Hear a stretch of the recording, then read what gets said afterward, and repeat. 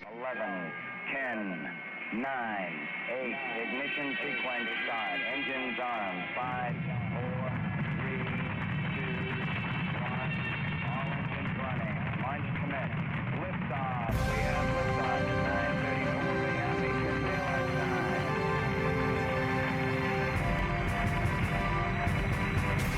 Estamos en el mejor momento de la historia de la humanidad, en el amanecer de una nueva era espacial. No hay otra industria que sea más importante para nuestra sobrevivencia que la industria espacial. Acompáñenme a conocer quiénes están construyendo el futuro de Latinoamérica en el espacio. Mi nombre es Cristian Valenzuela y esto es un podcast de Otro Planeta. Precisely on schedule. 9 from the pad on its way to the moon. En el capítulo de hoy, primer capítulo de la segunda temporada y además el primer capítulo que hago con video, así que tiene doble novedad, conversé con el profesor Massa. José Massa es un astrónomo chileno, uno de los comunicadores científicos más conocidos de Chile y con mayor éxito. Y en este capítulo me cuenta cómo partió su carrera, por qué decidió estudiar astronomía y por qué siguió el camino del espacio. Es un capítulo de una conversación profunda donde logramos conversar acerca de sus inicios, de su inspiración en la misión espacial y sobre cómo él ve la región con respecto al espacio. Así que sin más descripción que hacer, los dejo con el nuevo capítulo. Profe Massa, le doy la bienvenida al podcast de Otro Planeta. Es un placer para mí poder contar con su presencia y que podamos conversar un ratito. Me gustaría que usted se presentara y que nos contara cómo está relacionado con el espacio. Ya, bueno, yo soy José Massa, astrónomo, he trabajado en astronomía muchos años y claro, yo hice una licenciatura en astronomía acá en la Universidad de Chile, después estuve en Toronto, hice un magíster y un doctorado en Toronto y siempre he trabajado en cosas, bueno, del espacio, pero no en el sentido, la palabra espacio, y tú con un gorro de la NASA me lo recuerdas, la palabra espacio suele querer significar el espacio muy cercano, la alta atmósfera aquí. No, bueno, yo trabajo allá muy lejos, buscando supernovas que están a 100 millones de años luz y cosas por el estilo, cuasares mucho más distantes aún. Así que sí, yo he trabajado en tratar de entender ese fondo estrellado que tú tienes ahí como fondo de pantalla y qué es lo que son cada uno de esos puntitos y tratar de entender qué es lo que hay allá. Y bueno, esa es mi relación con, digamos, el espacio profundo, no el espacio cercano. Yo le pedí que se presentara porque obviamente, y de mi parte también lo digo, usted es súper conocido en Chile, pero como nos escuchan de varias partes, quería que supieran un poquito Claro. más acerca de usted. Quería partir preguntando algo que me interesa mucho saber de mis invitados, que es cómo usted toma la decisión de irse por este camino. ¿Por qué estudia astronomía? ¿Tiene que ver con algo más de un gusto que siempre tuvo de niño? ¿O tuvo algún mentor o algún profesor que lo hizo seguir este camino?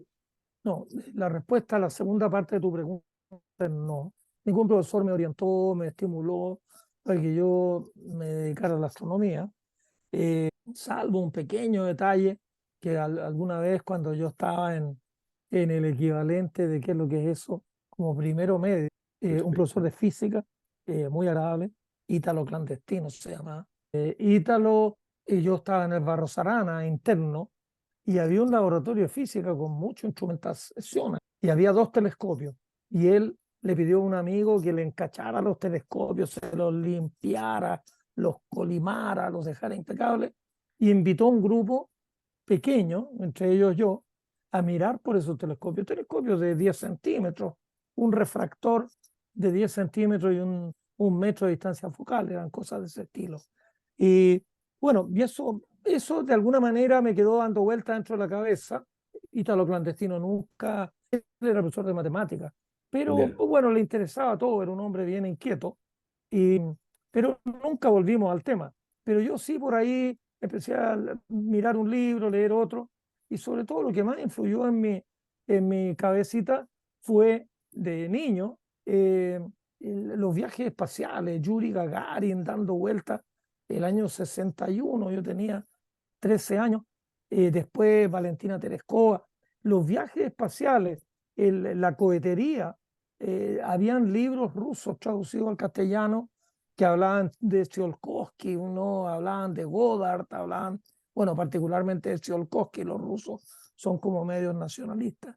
Y Claro. entonces yo leía esos libros y me interesaba, pero yo estaba en el Paro Sarana para ser ingeniero y ser ingeniero era una profesión dura, que costaba trabajo. Yo vivía en Parral, un pueblo chiquitito a 350 kilómetros de distancia de Santiago, y entonces ahí el liceo era reguleque, así que me vine interno a Santiago para poder estudiar y aprender matemáticas, física, química, para entrar en ingeniería.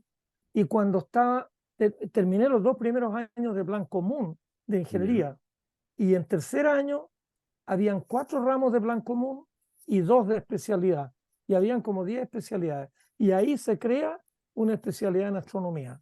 Y se creó de tal manera, partió la especialidad en marzo, entonces no habían anunciado que se crearía, entonces no tenían ningún alumno. Y en marzo dijeron, miren, los 2 ramos de astronomía los vamos a ofrecer los miércoles en la tarde, que no había clase, no había clase de ningún ramo. Entonces uno podía tomar los 2 ramos de astronomía los miércoles en la tarde, más los 2 ramos de especialidad en ingeniería eléctrica que yo estaba tomando, más los 4 ramos de plan común. Y ahí transcurrió ese año. Entonces, si bien es cierto que yo tenía la obsesión desde niño, chico, de ser ingeniero, ser ingeniero, ser ingeniero, estando en la escuela de ingeniería y ya habiendo hecho el plan común, aparece como una rama. En el fondo no era una especialidad de la ingeniería, era una licenciatura en astronomía, pero la base era el plan común de toda la ingeniería. Y ahí, lo otro que yo creo que influyó en mí, mira, yo estoy hablando, fue el año 65, no, el 66 fue cuando yo tomé ingeniería eléctrica y astronomía, 66. Pero estábamos en una transición de la electrónica analógica a la electrónica digital. En los años 50 la electrónica eran válvulas de vacío, los pentodos, los triodos, los diodos. El diodo es equivalente a bueno, el diodo clásico de una botellita, después se reemplazó por un diodo de estado sólido, muchísimo más chico que un fósforo. Y después aparecen los transistores, que también son de estado sólido, que reemplazan a las válvulas grandes, los pentodos. Y entonces en la escuela de ingeniería todavía había algunos ramos y algunos laboratorios que nos hablaban hasta de válvulas de vacío, en circunstancias que las válvulas de vacío iban en picada para abajo. Y la parte de electrónica más digital estaba empezando. Entonces en esa transición tal vez yo me perdí con la ingeniería eléctrica o no le tomé el gusto porque no sabía para dónde tirar, y sin embargo la astronomía me pareció mucho más clarita. Así que puse las 2 cuestiones en la balanza. Al terminar tercero, estuve ahí en Valdivia con mi familia, navegando por el calle y navegaba solo, sí, tomaba un barquito que iba hasta Corral, me iba solo, mirando el río y dándole vuelta a mi cerebro a ver si me iba para allá o para acá. Finalmente dije, no, la astronomía me parece más atractiva. Todos los amigos de mi padre me recomendaban que siguiera ingeniería y que si después me seguía gustando la astronomía, que estudiara astronomía. Pero era más o menos como decirle a la familia que uno quería ser músico, ¿no? Y que todos te decían, no, bueno, estudie medicina, mijito, y después si le gusta siga tocando la guitarra, porque ser guitarrista no parece una profesión. Y bueno, tampoco ser astrónomo. Yo en esa época, cuando yo decía estaba estudiando astronomía, la mitad o las 3/4 partes de la gente me decía, ¿astrología? No, astrología no, astronomía. Ah, ya. Hoy día por lo menos hay una mayor diferenciación. Hoy día cuando uno dice que astrónomo, muy rara vez lo confunden con astrólogo, Exacto. pero así fue. Así que no fue ni que me tincara desde chico, fue en el Barros Arana donde me empezó, y sobre todo por la influencia de la carrera espacial. Sí, yo siempre digo, yo soy hijo de Gagarin. Gagarin es como mi mentor, Claro. porque fue el imaginarse viajar a otros planetas, ir en un cohete, en la vuelta que dio Gagarin al globo terrestre, me parecían extraordinarios. Genial, genial. Y en esa misma línea de inspiración, ¿usted vio al final que la astronomía era como un camino hacia allá? ¿O fue por el gusto del espacio? Y también, o sea, como usted me comenta, en esos años todavía la astronomía no era algo tan grande como lo es hoy día en Chile y no éramos referentes mundiales como lo somos hoy día con tanto telescopio y tanta tecnología. Claro, bueno, en el año 59, dos universidades americanas, Chicago y Texas, querían instalar un telescopio de 1 metro en el hemisferio sur. Y estaban pensando, un pensamiento tradicional, de irse con el telescopio a Sudáfrica o a Australia. Yeah. Y el director del Observatorio Astronómico Nacional de Chile estaba en Estados Unidos y fue a ver al director de Chicago, al doctor Kuiper, y le dijo, mire, si ustedes quieren poner un telescopio en el sur, no vayan ni para allá ni para acá, bajen directamente, Chile tiene los mejores cielos y no se van a decepcionar. Fue lo suficientemente convincente, eso fue el año 58. Y el 59 llegó Gerard Kuiper con 2 personas más y estuvieron en Santiago. El profesor Rutland los subió a un avión, les mostró cuántos cerros hay por acá. Vieron que realmente Chile era un país con gran potencial y mandaron ese mismo año, el 59, al doctor Jürgen Stock, que era un alemán que estaba trabajando en el proyecto de los norteamericanos. Y Stock miró mapas y todo, miraron un cerro cerca de Santiago, el Cerro del Roble, y resulta que encontraron que el Roble, que está aquí al lado de Santiago, era mejor que Monte Palomar. Y Monte Palomar en esa época era, pero Vaticano de la astronomía mundial. El 5 metros de Palomar y Palomar y Palomar. El Roble ya era mejor que Palomar. Y de ahí, entre irse para el norte y irse para el sur, la meteorología le indicaba que mejor para el norte. Probaron 1 o 2 cerros cerca de Ovalle y después llegaron al Valle del Elqui y ahí descubrieron Cerro Tololo, subieron en burro a Tololo y en el año 62 deciden que Tololo es una maravilla y ahí establecen los observatorios en Tololo. Y bueno, y la Universidad de Chile era parte de toda esa campaña y en el año 65 se crea la carrera de astronomía para formar jóvenes en la disciplina que puedan hacer uso de los telescopios de Tololo. Y claro, la carrera empezó el 66, yo fui el primero en meterme en ella, pero de ahí la carrera continuó y éramos 1, 2, 3 alumnos por año. Era una carrera de muy poca gente. Muchos de ellos no terminaron la carrera, o si terminaron no continuaron como astrónomos, se fueron a hacer otra actividad, pero y entre medio se construyen otros observatorios. Vienen los europeos a Cerro La Silla, vienen un grupo privado norteamericano, la Carnegie, a establecerse en las Campanas, y así va surgiendo. Y claro, y hoy día ya hay telescopios por muchos lados.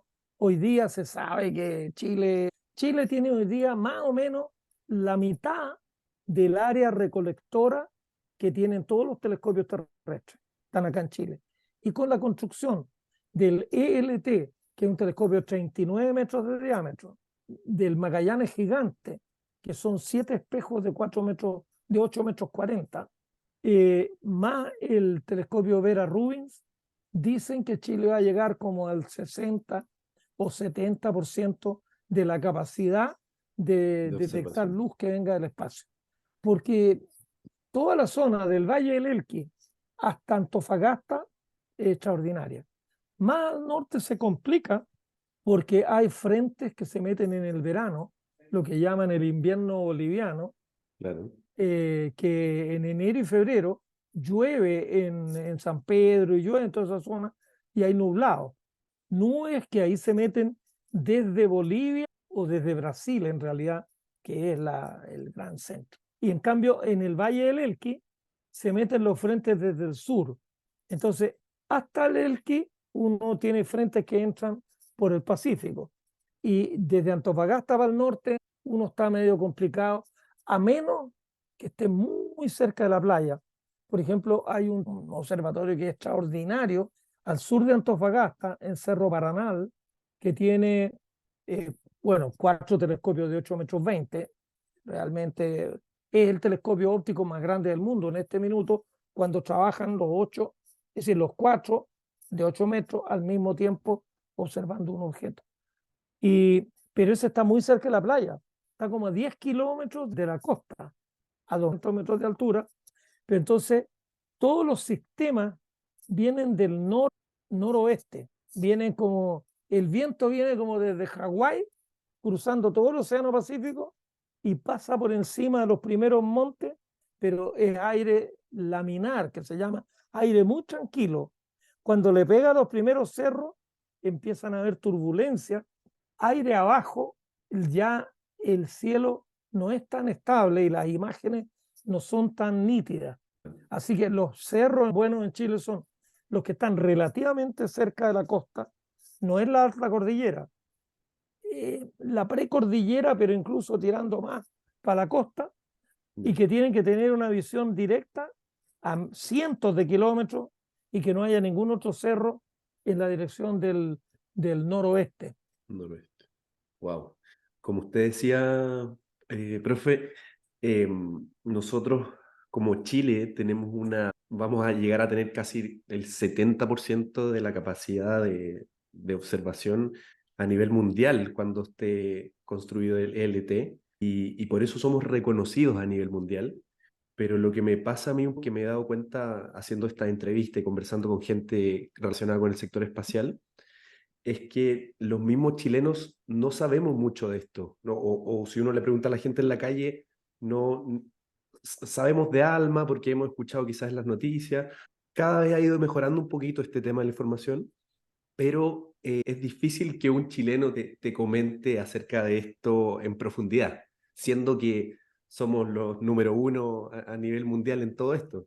Entonces, justamente quería pasarme al tema de lo importante que es la divulgación científica y que usted se ha dedicado a esto los últimos años, y que me contara un poquito cómo toma la decisión de hacer esto, porque no es, si lo podemos poner así, trivial que un astrónomo se dedique a divulgar lo que está haciendo, sino que se puede enfocar en la investigación, pero es muy necesario y muy importante que haya gente que pueda comunicar y hacer que las personas comunes y corrientes entiendan todo lo que está pasando y lo importante que es que sepamos de esto. Sí, mira, en realidad, bueno, yo siempre he tenido como me siento atraído por enseñar y por divulgar. Yo enseñé 40 años de historia de la astronomía en la Escuela de Ingeniería, sin que sea, es decir, los astrónomos podíamos enseñar en la Escuela de Ingeniería, teníamos un ramo que se llamaba Astronomía General, que era un ramo electivo, hicimos un ramo electivo que se llamaba Vida Inteligente en el Universo, que muchos alumnos lo tomaron, pero a mí me dio, cuando llegué a mi doctorado a Canadá, por ofrecer un curso de historia de la astronomía, en el marco de cursos humanistas, que se ofrecía literatura, historia de Chile, sociología, se ofrecían muchos cursos humanistas. Yo ofrecí historia de la astronomía. Y tuve 100, 120 alumnos todos los semestres y enseñé esas cuestiones 40 años.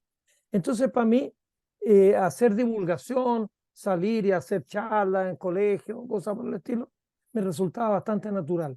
El cometa Halley influyó bastante en el año 86, que la gente se interesó y yo escribí suplementos para el diario La Tercera, un suplemento que se llama Icarito. Después lo puse junto en un libro que se llama Astronomía General, que después lo reeditamos como 20 años más tarde, porque ese libro salió el año 88. El 2009 salió en otro formato, una edición bastante remozada. Y bueno, entonces yo siempre anduve merodeando aquello.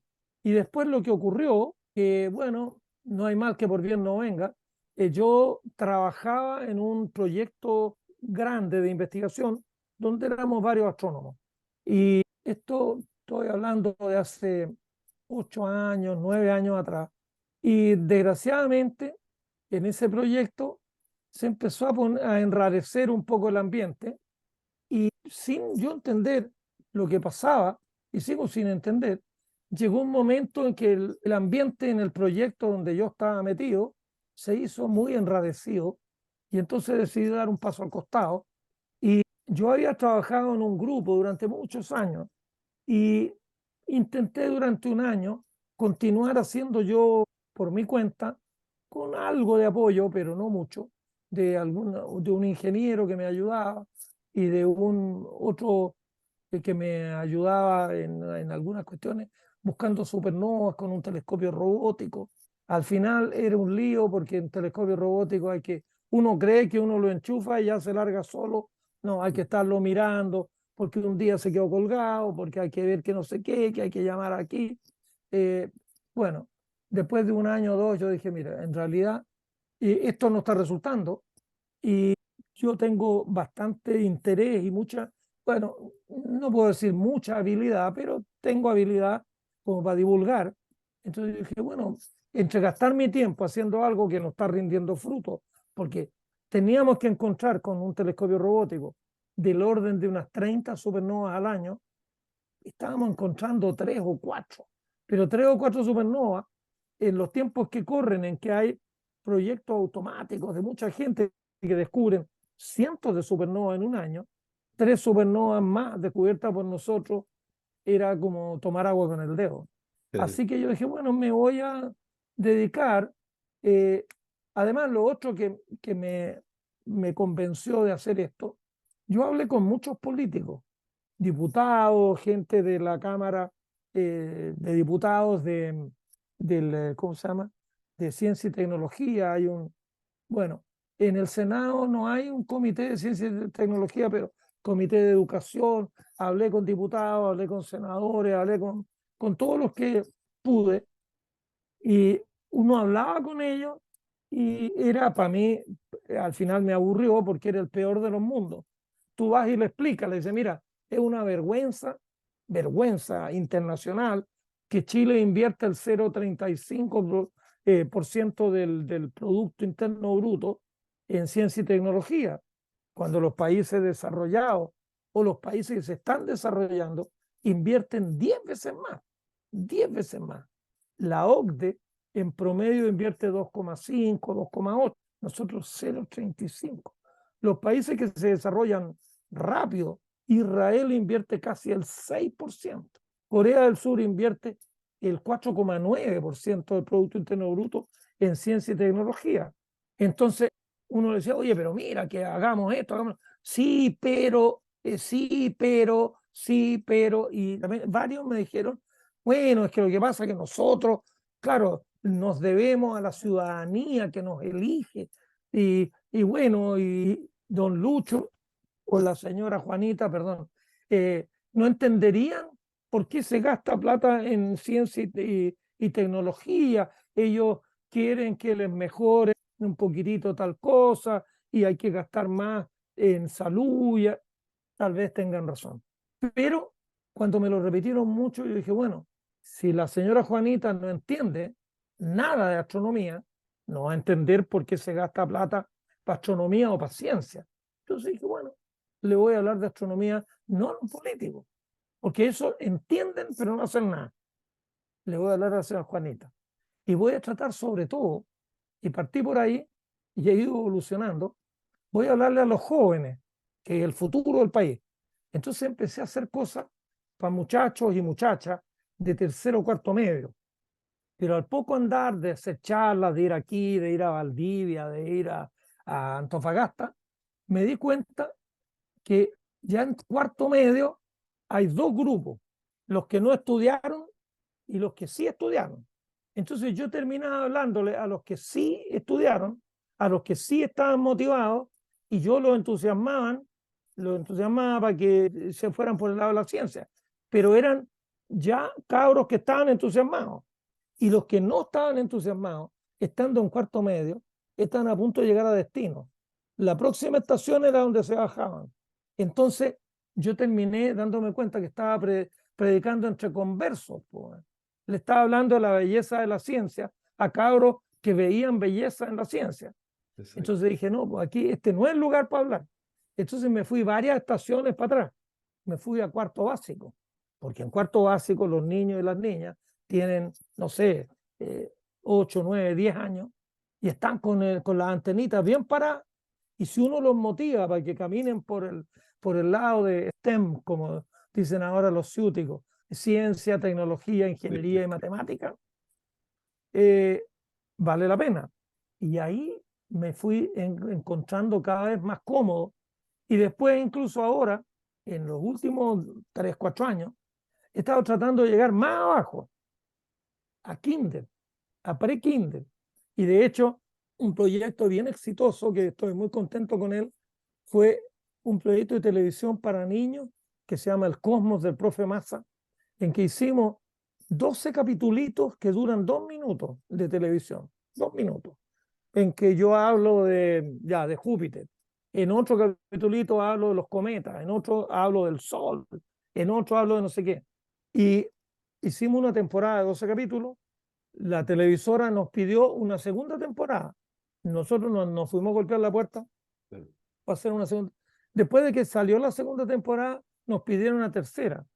Y entonces hemos hecho 36 capítulos de 2 minutos cada uno. Y ahora estamos en un proceso de negociación a ver si cambiamos un poco el formato, hacemos una cuarta temporada, pero un poquito de otra manera. Y en ese programa, El Cosmos de Profe Massa, yo soy un mono animado que tengo el cuerpo de trapo, en mi cara y la pelá tienen 2 imágenes mías que según yo esté de espalda o de frente, es mi cara real y la pelá, estoy sin gorra, y yo lo cuteo, y es casi siempre una conversación entre un niño que me dice, oiga, profe, ¿es cierto que la luna es de queso? No, ¿quién te dijo esa cosa, Juanito de Adón? No, la luna es nuestro satélite.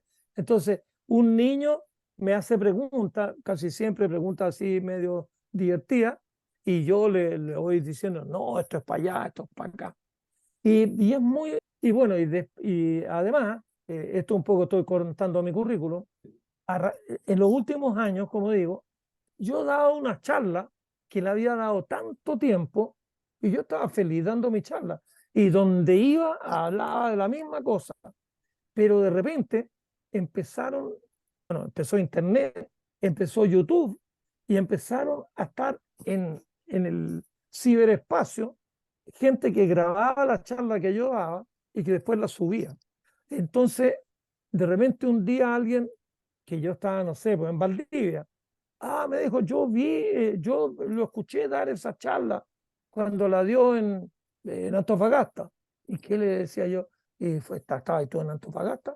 No, pues me dijo, pero yo la vi en YouTube. Ahí yo dije, chupaya, no puedo seguir dando la misma charla en Antofagasta y en Valdivia porque están cachando de qué estoy hablando.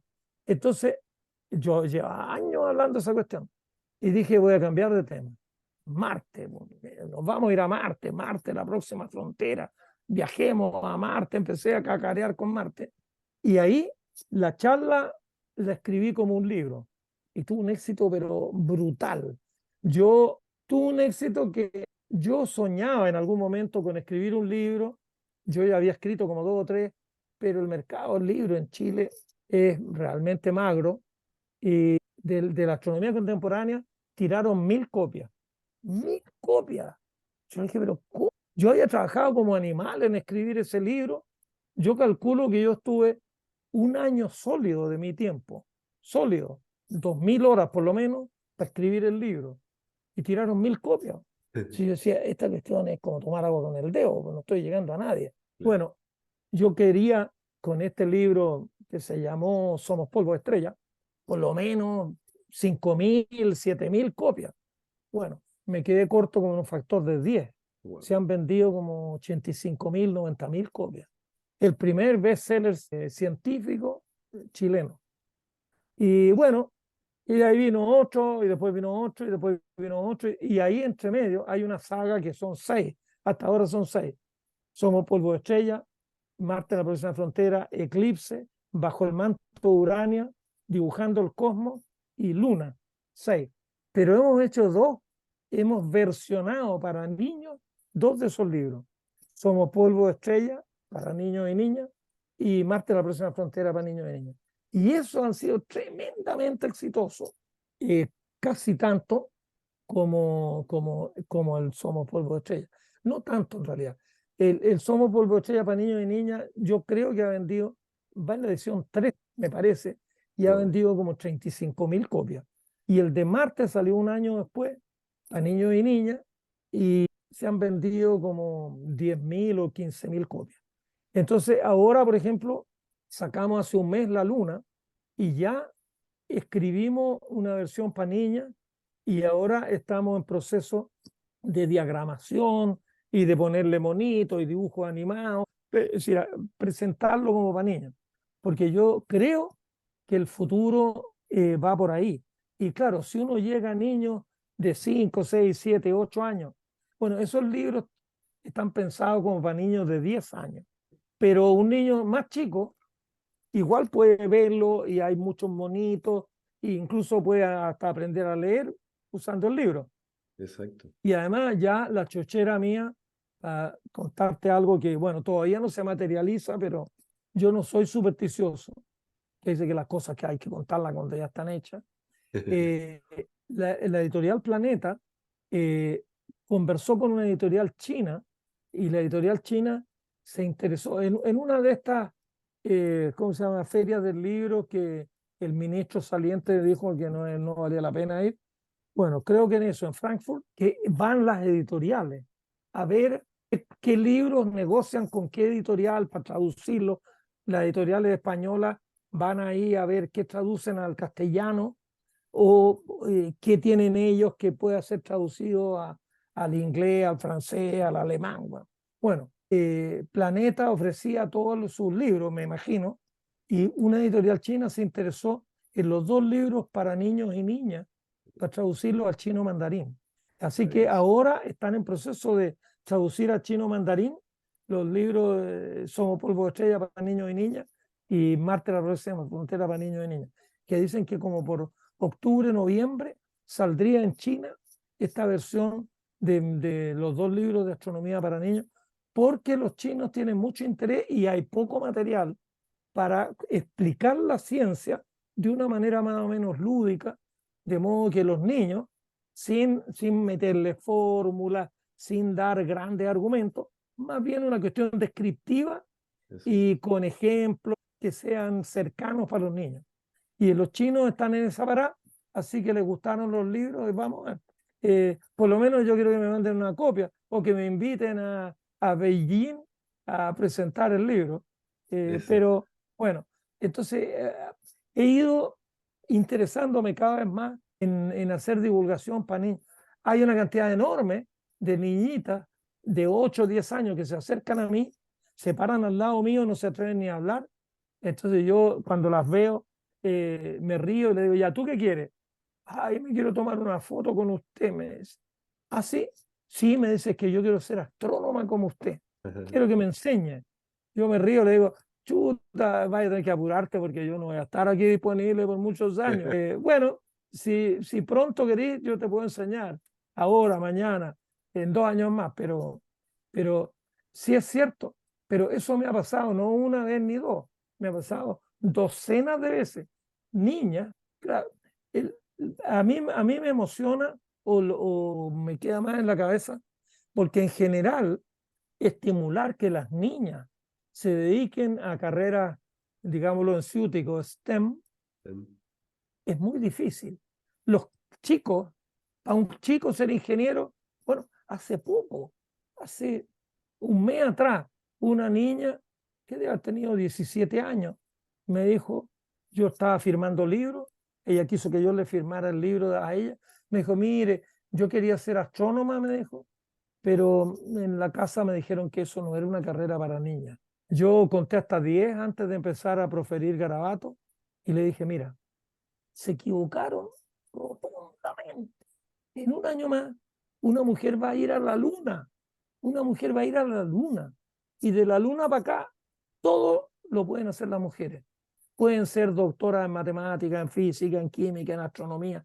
pueden trabajar en un laboratorio en biología, en el acelerador de partículas del CERN, donde tú quieras. Si a ti te gustaba la astronomía, fue un crimen que te dijeran que no podías ser astrónomo. Y entonces, estimular a las niñas chicas de 5, 6, 7, 8 años, para que miren el cielo y vean la luna y que vean que la sombra de la luna parece la figura de un conejo y no sé qué. Ese tipo de cuestiones.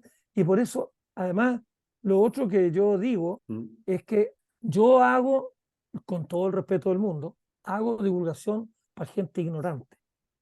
Porque, mira, el otro día fui a Limba y un cabro me preguntaron que aquí, que allá, oiga, ¿me puede hablar del bosón de Higgs? Le dije, mira, no, pues no tengo ni idea. Ay, pero bueno, ¿y cómo? Pero, ¿y el bosón de...? Él no sé si habría aprendido porque tenía anotado en una libreta algunas cuestiones medio raras. Claro. Si yo hago un libro para explicarle a la señora Juanita el bosón de Higgs, si no lo entiendo casi ni yo, y le voy a decir que hay el campo de Higgs y que en el campo de Higgs, y si existe un campo de Higgs, tiene que haber un bosón que es la partícula que haga las interacciones con el campo de Higgs. Entonces, hay que enseñarle como 1 año y medio, y no soy yo la persona adecuada, para hablarle del bosón de Higgs, o, por ejemplo, que eso podría, pero tampoco tengo mucha calificación, para hablar de ondas gravitacionales. Si chocan 2 hoyos negros a, no sé, pues a 1.500 millones de años luz, los 2 hoyos negros al chocar se funden en uno solo y perturban el espacio-tiempo y la onda llega hasta acá. Pero ¿qué le interesa a la señora Juanita el bosón de Higgs o los campos gravitacionales? Entonces, el último libro que he escrito, que es sobre la luna es lo más fácil de mirar en el cielo. Y están las sombras, están los cráteres, y les cuento historias de la luna de miel y de las medias lunas, y le pongo como parte de la cultura, del conocimiento, un objeto tan conocido y tan visual como la luna. Yo trabajé mucho tiempo en supernova, también trabajé en galaxias Cipher, Vela Lacerta y cuasares, pero no se me ocurriría hacer. En Estados Unidos hay muchos científicos que hacen divulgación, pero hacen divulgación para gente culta. Por ejemplo, el mismo libro de Stephen Hawking, que dicen que vendió 25 millones de copias. Wow. El sueño del pibe. Pero algunos astrónomos un poquitito sarcásticos dicen es el libro más vendido, pero a su vez tiene otro récord. El libro menos leído de todos los libros. Porque la gente lo compraba y como en la página 20, cachaba que no entendía mucho y lo dejaba y lo ponía en la estantería. Entonces, millones de esos libros casi murieron vírgenes en un estante, sobre todo en Estados Unidos.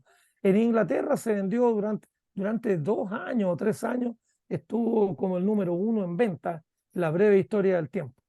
Pero hay muchos libros de divulgación en astronomía en Estados Unidos, particularmente en inglés, pero que es para gente culta.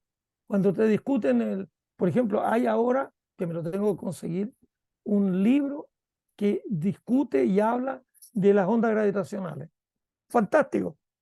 Pero es un libro que un ingeniero que entiende del campo eléctrico, que entiende de las interacciones, que entiende de esto y esto, le puede tener curiosidad por una cosa como las ondas gravitacionales y tomar ese libro.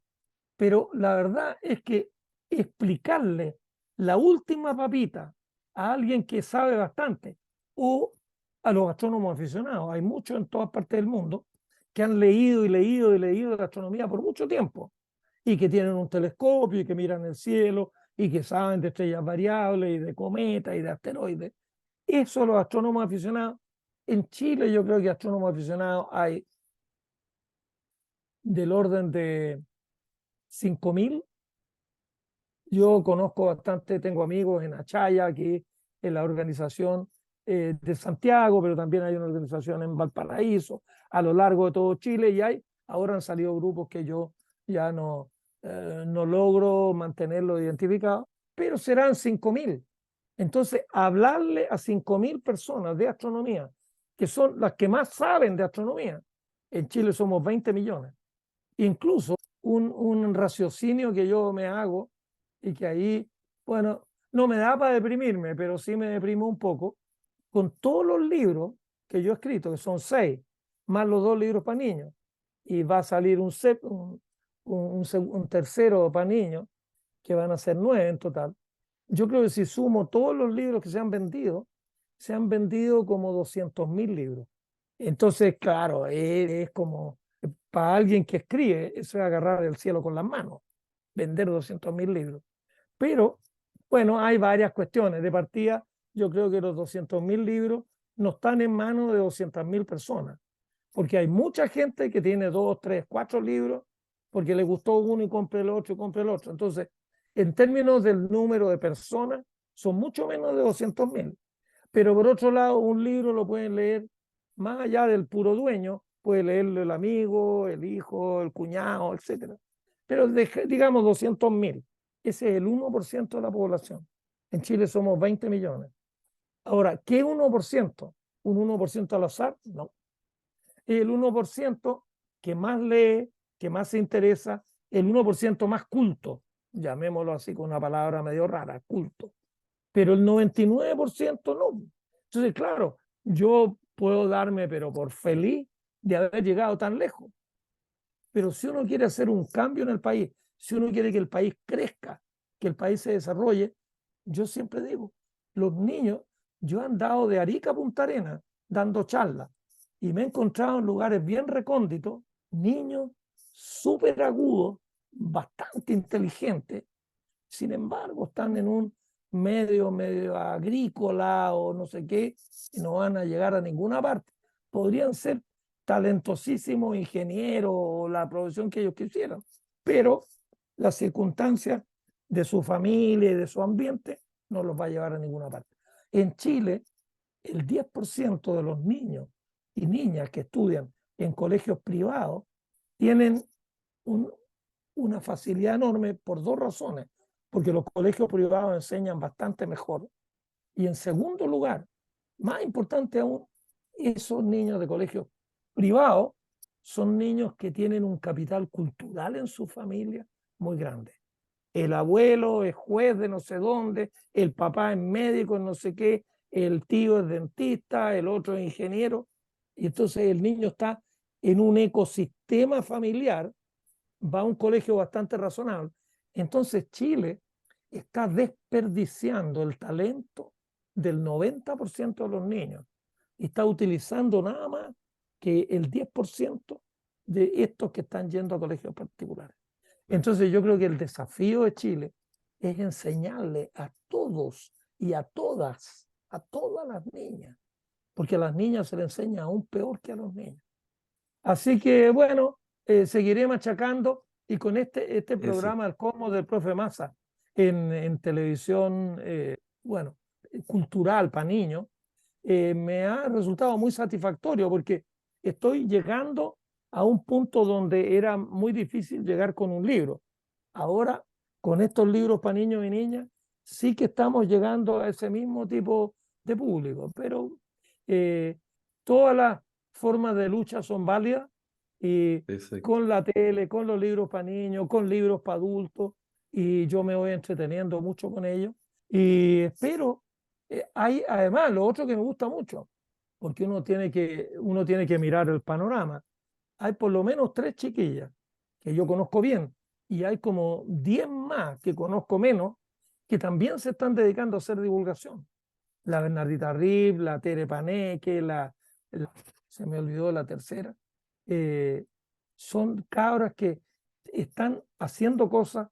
Tengo por aquí unos libros de ellas, El universo de Carlota, uno de los libros que ha escrito una de ellas. Pues vamos a sacarlo aquí. Entonces, claro, es cierto que este es de la Tere Paneque. Buenísimo. Claro, eso me emociona mucho, porque en realidad, si yo soy el único que anda divulgando el valor de la ciencia, bueno, en 10 años más, no creo que vaya a andar yo divulgando el valor de la ciencia. Con suerte voy a estar en una casa de reposo. Bueno. Pero veo que hay chiquillas que están en esto y que les está yendo bastante bien y que ojalá ellas tomen el relevo. Exacto. Dos universidades privadas acá en Santiago, la Portales y la Andrés Bello, tienen grupos de astronomía. La Andrés Bello inauguró ahora un instituto de astronomía, Sí. están enseñando astronomía y tienen equipos de divulgación también bastante poderosos, la Portales y la Andrés Bello, más la Chile. Y lo otro, claro, un proyecto grande donde yo participé por mucho tiempo, que se llama CATA, que es de financiamiento basal, que el financiamiento lo pone el CONICYT. O bueno, CONICYT lo ponía antes, ahora es el Ministerio de Ciencia. De ciencia, claro. Nos exigían que teníamos que divulgar, que teníamos que contratar un periodista, que teníamos que hacer una página web y teníamos que divulgar.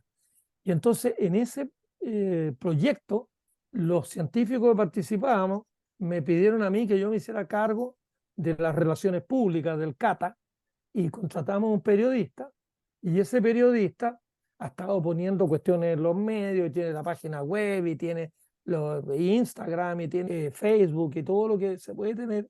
Y ahí con él, claro, yo era el jefe de él, pero al final terminó casi ser el jefe mío, él. Sí. No, oiga, mire, vaya allá, que quieren que dé una charla, que haga esto, que haga lo otro. Entonces ocurrió digamos, tuvo un efecto agradable en que en Chile, yo creo que esto lo copiaron de Estados Unidos. En Estados Unidos, los proyectos, todos van con la obligación, proyectos grandes en Estados Unidos, hay proyectos de millones de dólares, que tienen que divulgar los resultados de lo que están haciendo. Entonces aquí se puso de moda esto y nosotros con la ayuda de este periodista, David Azócar, nos ha ido muy bien. David es un tipo muy movido y yo creo que en estos 10 años, bueno, el CATA continúa, tiene una fase 2, pero yo di un paso al costado, dije, no, esto que sean los otros, el relevo, que tome el Que CATA 2, siga. yo me corro para Claro. el lado, pero me corrí para el lado del CATA. Estoy también jubilando de la Universidad de Chile, pero esto de escribir libros, estoy aquí con mis papeles y estoy escribiendo, ya estoy escribiendo el libro para el año que viene y Genial. terminando la escritura del libro para niñas y niños. Así que la cuestión no para.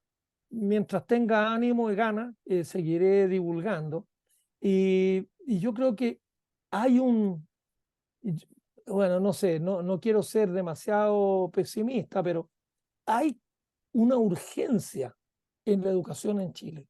Hay una urgencia en la educación preescolar. Un niño de 4 o 5 años tiene el cerebro con las mismas neuronas que lo va a tener a los 20. Y el cerebro está como en blanco y buscando cosas. Hay que mejorar la calidad de la enseñanza preescolar. Las tías del jardín, del prekinder. Yo estoy pensando en a lo mejor ofrecer algún cursito de astronomía para las tías de los jardines, Eso. para que les hagan móviles con los planetas, para que le cuenten cuentos a los niños chiquititos de 3, 4, 5 años de cosas del universo. Pero tenemos que trabajar también con las tías, porque las tías no tienen mucho de dónde agarrarse en las También. tías del jardín para poder contarle a los niños. Pero los niños son una maravilla y hay que realmente empezar a empujar ahí el carro. Porque si uno Exacto. motiva a un niño de 6, 7 años para que sea ingeniero, bueno, tiene toda la educación básica y toda la educación media para ir aprendiendo. Uno no saca nada con estimular a los niños cuando están ya en tercero o en cuarto medio. Ahí, como dije, o están estimulados y no hay para qué estimularlos, o no se estimularon y tampoco hay para qué estimularlos. Claro. Profe, yo quería felicitarlo por todo esto que me contó. De verdad que yo tenía conocimiento de todo esto porque usted es bastante conocido acá en Chile y yo soy bien fanático de usted. Lo felicito por todo lo que ha hecho. Es una, yo creo, como usted dice, necesidad de que haya gente que comunique la ciencia, que haga que más gente se meta. Y como usted dice, no necesitamos gente que comunique a la gente que ya está estudiando. No necesitamos que se cierre todo en el círculo de la gente culta, como dice usted, sino que lleguemos a más personas. Y de hecho, le quería contar una historia cortita de que su primer libro de Somos polvo de estrella, yo se lo regalé a mi abuelo y él lo leyó, yo creo que lo leyó en un día y eso me motivó mucho a leerlo yo también, yo lo leí y me encantó. Después cuando salió el Marte, la próxima frontera, me gustó tanto que hizo que yo me empezara a involucrar en temas espaciales, en proyectos espaciales, en proyectos de agricultura, en climas extremos. Y eventualmente hizo que llegara a hacer este podcast y ahora que esté conversando con usted, así que también agradecerle de mi parte, Muy bueno. de mi parte. Y para ir cerrando ya, porque en honor al tiempo, le quiero hacer una última pregunta, que es la pregunta que le hago a todos los invitados del podcast, porque este es un podcast que busca generar este ecosistema espacial en Chile y en Latinoamérica y que tengamos estas redes y personas que estén involucradas y que comuniquen lo que se está haciendo y que podamos crecer en conjunto. Entonces, mi pregunta es la siguiente. Imagínese 10 o 15 años más, una Latinoamérica, un Chile donde seríamos una potencia en el espacio. ¿Qué tendría que pasar para que eso llegara a ocurrir? ¿Qué tendría que pasar para que Latinoamérica fuera una potencia mundial en el espacio? ¿Qué cree usted con todos estos años de experiencia que tiene? Wow, me pone en una pregunta difícil. Yo lo veo difícil porque tú lo pones como que Latinoamérica colaborara en asuntos espaciales, hacer una especie de NASA de América Latina. Por ejemplo. Eh, Desgraciadamente, nuestros países se han dedicado mucho más a competir que a colaborar. Entonces, por ejemplo, Argentina tiene un desarrollo muy superior al chileno en términos de ingeniería. Ellos han construido autos y tienen una industria metalmecánica mucho más elaborada que nosotros, pero pasan también por vicisitudes económicas, pero no hay una colaboración muy efectiva con Argentina. Tampoco la hay con Brasil, que son las dos potencias de América Latina. Pero mira, por comentar una cosita de una historia bien reciente que salió ayer o antes de ayer en el diario, me pidieron opinión a mí, pero no sabía yo cómo opinar exactamente, pero hubo una proposición de Israel de que Chile se sumara a un proyecto para ir a la Luna. El proyecto parece que ya está bastante armado y tiene un valor de como 120 millones de dólares. Aparentemente, por lo poco que yo me he informado, se les cayó un donante y entonces querían que Chile entrara, que pusiera 15 millones de dólares y que podría poner 3, 4 ingenieros y que no sé qué más. Pero después, no sé de dónde, dijeron que estos 15 millones de dólares que tendría que poner Chile se podrían rebajar a 7 millones y medio porque habrían donantes privados que pondrían 7 millones y medio. O sea, que el Estado de Chile tendría que poner solamente 7 millones y medio. Pero la respuesta de Chile e Israel es que no, que nosotros vamos, la plata, la poca plata que tenemos, la vamos a gastar en armar toda una cuestión con satélites nuestros y esto de la Luna ya no vale la pena porque está muy armado, no aprenderíamos casi nada. Una explicación que daba la ministra de Ciencia es que en realidad no tenían plata para participar ahí. Bueno, si no hay plata para participar ahí, esa cuestión es realmente grave. Y si la plata la tienen, pero la priorizan por otro lado, bueno, no tengo yo idea, no puedo criticar por qué priorizaron lo otro en vez de esto. Pero lo que a mí me llama la atención es que si nosotros queremos participar en el espacio, yo sería partidario que a lo mejor Chile hiciera un convenio con la NASA. Bueno, Canadá colabora con la NASA a nivel, no sé, de un 5%, no creo que más. Canadá construyó unos brazos robóticos que los pusieron en los transbordadores, en esto, en la Estación Espacial Internacional. Canadá ha estado ahí.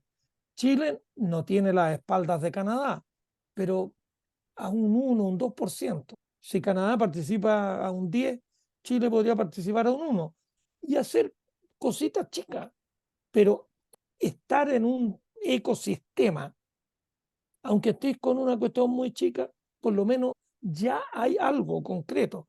Ya algunos ingenieros chilenos pueden estar ahí, alumnos de eso, etc. Uno tiene que tratar de lograr estar presente en las grandes hazañas de la humanidad.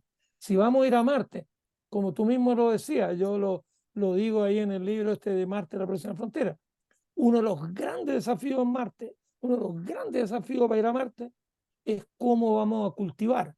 Entonces, si acá, digo yo en Farellones, que es lo que está más cerca de Santiago, pero uno se podría ir a la cima del Plomo y ponemos invernaderos, invernaderos que hay que calefaccionarlos, porque si no de noche se van a quemar todas las plantas. Y hay que ver, y ponemos, yo siempre repito lo mismo, ¿qué vamos a llevar a Marte? ¿Arroz, trigo o quinoa? Y si ponemos un invernadero con arroz, uno con trigo y otro, bueno, ¿cuál se da mejor? ¿Cuál requiere menos agua para un kilo? Un kilo de quinoa, un kilo de arroz, un kilo de trigo. ¿Y cuál de los tres nos sale más barato en términos de agua, en términos de energía y en términos de tiempo? Y a lo mejor yo tengo la sospecha, me tinca, que la quinoa requiere menos agua que el arroz. Yo siempre he visto los arrozales que es una inundación de agua. A lo mejor se puede cultivar arroz con mucho menos agua, pero Chile, si estuviera pensando en eso, podríamos, la Universidad de Talca, por ejemplo, estaba haciendo una cuestión con, ¿cómo se llama? Domesticar el maqui, hacer almácigos de maqui, porque el fruto del maqui se encuentra que es fantástico. Bueno, a lo mejor la Universidad de Talca se puede ir para arriba ya a la cordillera y poner almácigo y estar experimentando, o en la Antártica. En las bases antárticas podrían tener ahí fruta y verdura. Dicen, por ejemplo, que una palta necesita un montón de agua, 500 litros, por ahí escuché. En cambio, una manzana necesita 50 litros. Si eso es cierto, si se necesita más agua para fabricar una palta que una manzana, bueno, en Marte vamos a tener que comer manzana, porque no palta. Bueno. El hot dog italiano hacer con puré de manzana en vez de con palta. Bueno. Pero así será. Otras cuestiones que son también muy interesantes, también con lo espacial. Israel está experimentando, bueno, están experimentando en Estados Unidos, en muchos lados, con hacer carne de laboratorio. Exacto. Uno tiene una máquina que es como una impresora 3D, uno aprieta un botón y te imprime un bistoco, bueno, o te imprime una pechuga de pollo. Uno no puede llevar una vaca a Marte, es imposible. No podéis llevar la vaca porque la llave es chiquitita, pero en 9 meses de viaje la vaca va a ser más grande que todos los astronautas. Pues. Imagínate el medio escándalo de llevar una vaca a Marte. Además, según dicen, un bistec, un bife chorizo, como les gustaría a los argentinos, tiene el equivalente como a 1.800 litros de agua. En Marte el agua es realmente escasa. Entonces uno no va a poder tener vacas allá, criarlas, regarle en pasto, tener un pastito ahí para que las vacas coman y después casualearnos la vaca y hacer un asado. Entonces, pero si hay impresoras 3D que te imprimen un bistoco o que te imprimen una pechuga de pollo o un salmón, mira, las salmoneras podrían estar metidos en esta idea de que haya un tercer botón y que te imprima un salmoncito. Eso en Marte sería fundamental.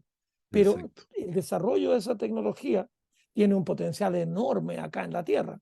Entonces, Chile podría participar de muchos modos, pero desgraciadamente la industria, digamos, la visión del espacio, el Fasat Alfa, el Fasat Bravo, el Charlie, qué sé yo, ahora no sé, está en el Delta, parece, ha estado siempre muy asociada a la Fuerza Aérea, que tiene una orientación, pero Estados Unidos, si uno mira por ahí, no me acuerdo cuándo fue que fue, pero en los años 50, se crea la NASA, que tenés tú ahí en tu sombrero, como una agencia que no es militar, para nada más que para el espacio.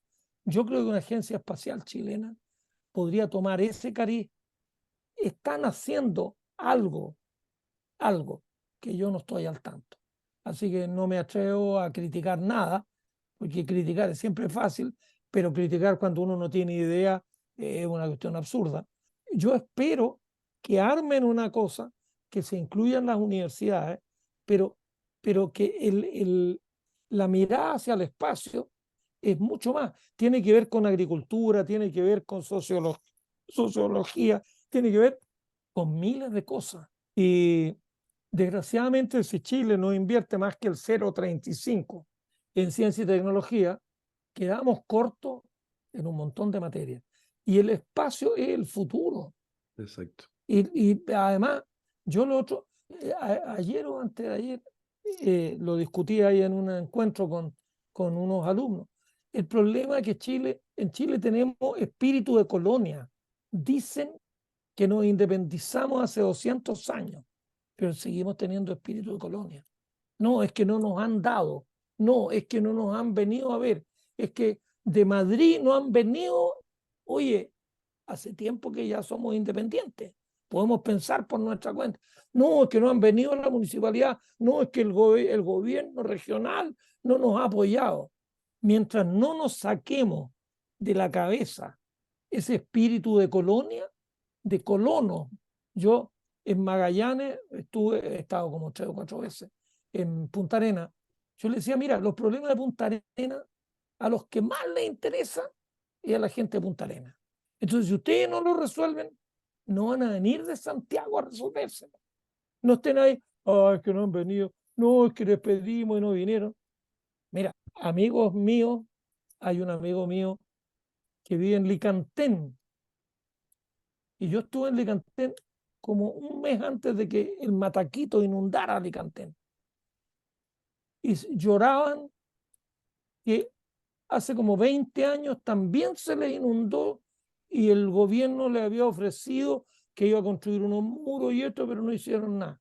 Y en estos 20 años, ¿qué hicieron la gente de Licantén? Se consiguieron una draga para dragar el fondo del río, para que el río tenga un cauce, construyeron un muro, acopiaron gaviones. No, es que dijeron que iban a venir y no vinieron. Con ese espíritu, definitivamente, el presente lo podemos extrapolar 200, 300 años más, y en 300 años más, Licantén se va a seguir inundando. Entonces, no sé, a lo mejor yo soy un poco nervioso y quiero hacer las cosas y no decir que los otros no las hicieron. O sea, pero yo le encuentro toda la razón. Pero el espacio, que es la pregunta tuya, yo creo, pero no soy muy optimista. Uno ve, mira, las elecciones en Argentina. En Argentina es un país riquísimo y sin embargo han logrado empobrecerlo a un punto, bueno, creo que como el 40% de la gente en Argentina vive bajo la línea de la pobreza. Un país que es riquísimo. Creo que en su momento fue la 5ª potencia económica del mundo. Entonces, claro, y por otro lado hay una asimetría de Chile con Brasil. Brasil tiene 10 veces más población que Chile, tiene un Producto Interno Bruto por lo menos 10 veces superior. Entonces, es medio fregado. Yo creo que Chile podría tratar de buscar alianzas con la NASA o con la ESA y ser socio menor.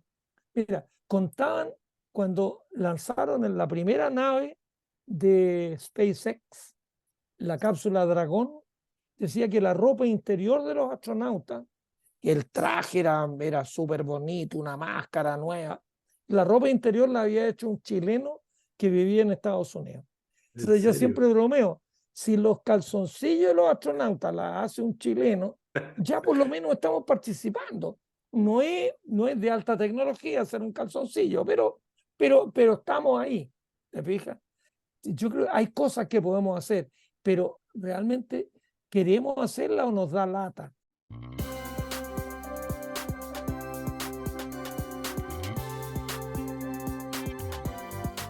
Si te gustó este capítulo, te invito a poner like, compartir y a seguir al podcast en cualquiera de las plataformas donde estés escuchando, para que podamos llegar a más personas y así cumplir el objetivo de que cada vez seamos más los involucrados en la industria espacial latinoamericana. Muchas gracias y nos escuchamos en el próximo capítulo.